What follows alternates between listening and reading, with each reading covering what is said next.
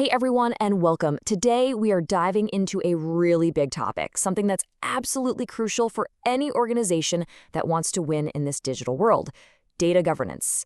And we're going to break down the data governance maturity model, which is basically a roadmap to help you figure out where you are on your data journey and, way more importantly, how you can climb to that next level.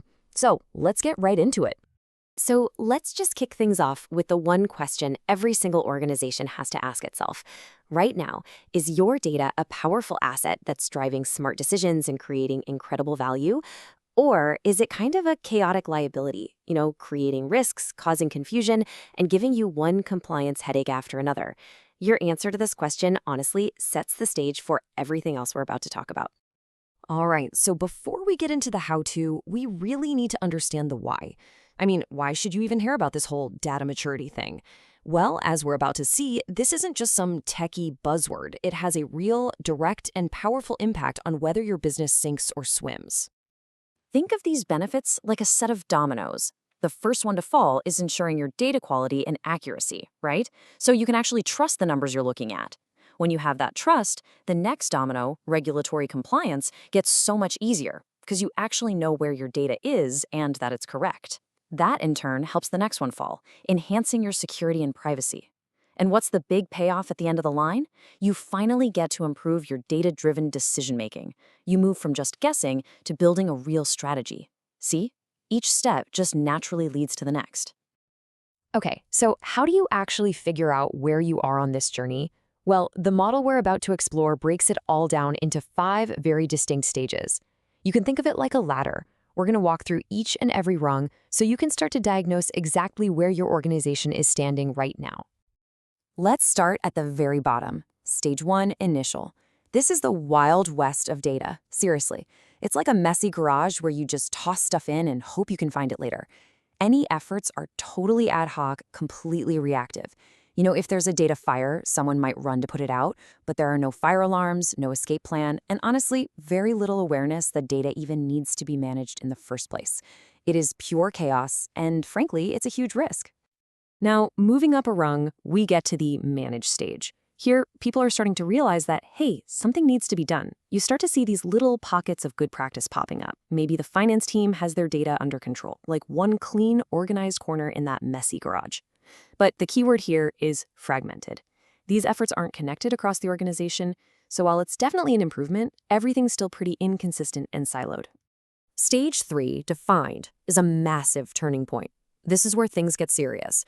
It's like you finally decided to install a proper shelving system in that garage. Your processes get formally documented, so everyone knows the rules of the road. And this is critical. Roles like data stewards are clearly defined. People now have actual responsibility for data. This is where you shift from just informal, random efforts to a real, structured program. At stage 4, measured, the whole game changes. The focus shifts from just doing data governance to proving that it actually works. Your efforts are now tracked with clear metrics. You can actually measure your progress in improving data quality or cutting down on security risks. This is when data governance stops being seen as just a cost and starts being seen as a value driver that can show its own return on investment. You're not just organized anymore. You're proving how that organization helps you win. And finally, we reach the top of the ladder, stage 5, optimized. At this point, data governance isn't some separate project. It's just how you do business. It's completely woven into the company culture. It's no longer about policing data. It's about strategically enabling the business to use data to its full potential. Everyone gets the role, and the system is constantly adapting and getting better. That messy garage, it's now a high-tech, super efficient workshop. So let's just do a quick recap of that whole journey. You start out in a state of being ad hoc and pretty much unaware. Then you move up to being fragmented, but at least developing. The big turning point is when you get documented and formalized, because that's what lets you become monitored and proactive. And of course, the ultimate goal is to be fully integrated and strategic. This really lays out the whole path from total chaos to complete control. Okay, so you've kind of figured out which stage you're in. Now what? Well, you need a plan. And this next section is exactly that. A clear 7-step roadmap to actually climb that maturity ladder we just talked about. This is the real how-to part of our explainer. This roadmap is a super logical, actionable way forward. It all starts with discovery. First, you assess where you are right now, and then you set really clear goals for where you want to go.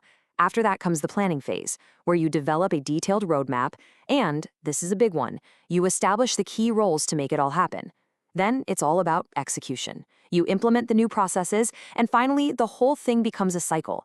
You monitor how you're doing and embrace a culture of continuous improvement. I just want to pause for a second on step 4, because setting up clear roles is what makes all of this real. Think of data stewards as your day-to-day librarians for specific types of data. They're the hands-on experts who know it inside and out. Data owners are the senior leaders accountable for the data in their department. They're like the head librarian of a whole section, setting the rules. And the data governance committee, they provide that high-level oversight, making sure all the different sections of the library are working together. Without these roles, your plan is just a piece of paper. With them, you have real accountability. But we've got to talk about the final and maybe the most important piece of this whole puzzle. Look, you can have the best technology in the world, you can have the most detailed policies, but if you don't actually change the culture of your organization, you are never going to reach those top levels of maturity. The end goal here isn't just to have a perfect set of rules written down somewhere.